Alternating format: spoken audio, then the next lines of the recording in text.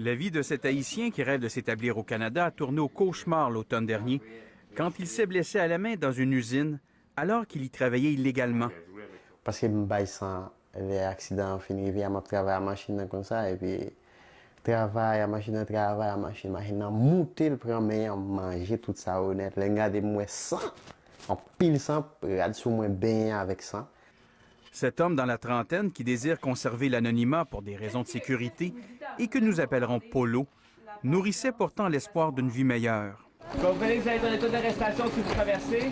Comme des milliers d'Haïtiens, il est entré illégalement au pays par le chemin Roxham en Montérégie, là où il a demandé l'asile. C'était en août dernier. Mais un mois seulement après son arrivée, il a été ciblé par une agence de placement à la sortie d'une station de métro.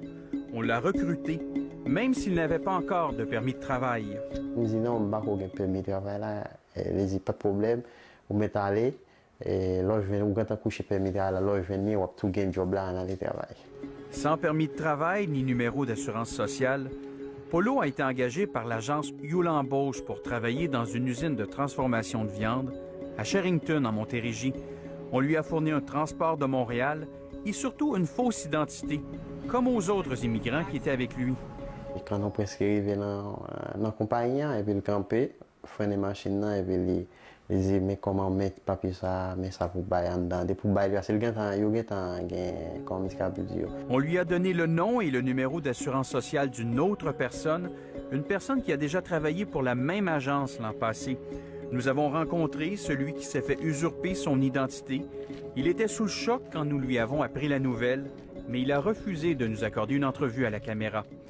Ici, dans ce local d'un groupe de défense des travailleurs immigrants, on connaît bien cette pratique qui permet d'intégrer des sans-papiers au marché du travail.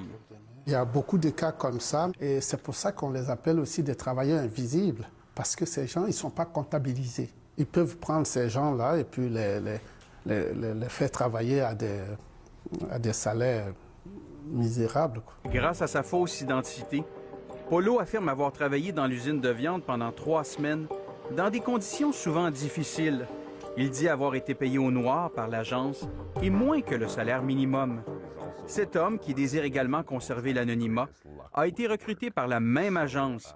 Il a travaillé lui aussi pour les viandes Sherrington il y a 1 an, mais légalement.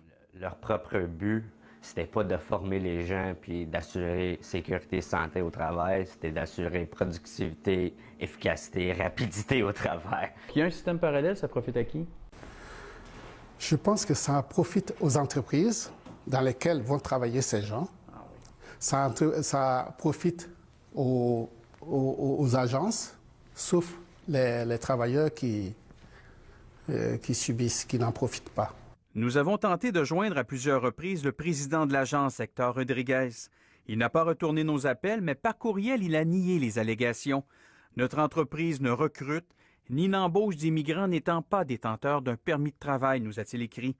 De son côté, le président de l'usine soutient que tous ses travailleurs sont en règle. Il a même été surpris d'apprendre qu'un employé travaillait illégalement. On a appris au moment de son entrée en ambulance, par lui-même, qu'il n'y avait pas ses papiers. Et puis il nous a dit, écoutez, c'est pas mon vrai nom. J'ai dit, quoi, c'est pas ton vrai nom? Et là, moi, j'ai dit, oh, ça va pas bien ton affaire, là, c'est de la merde. Là.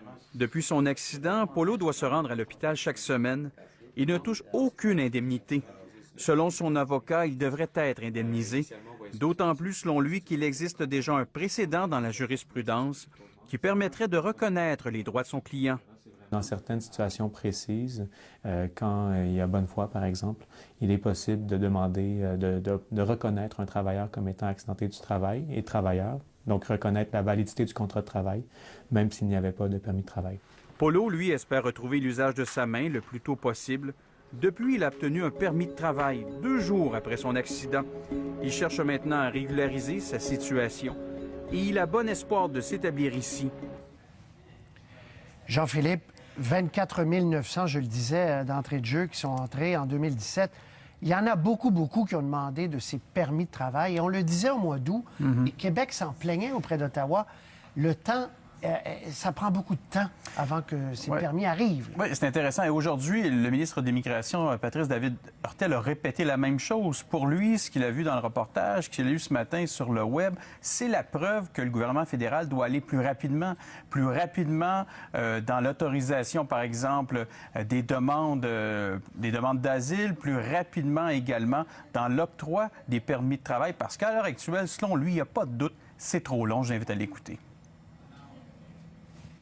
Des situations comme celle-là peuvent se produire dans l'intervalle entre l'arrivée du demandeur d'asile et l'émission du permis de travail. Alors, cette espèce de zone grise-là, cette zone floue-là, qui peut durer parfois des semaines, voire quelquefois même plus que ça, ces délais-là, disons, créent un peu des circonstances dans lesquelles les demandeurs d'asile peuvent devenir vulnérables. Très bien. Merci beaucoup. C'est un reportage fort intéressant. Et donc, il est mieux, là. Il va mieux, puis il pourra éventuellement travailler. Ben oui, ce qu'il souhaite, dans le fond, c'est être éventuellement indemnisé par la CNESST.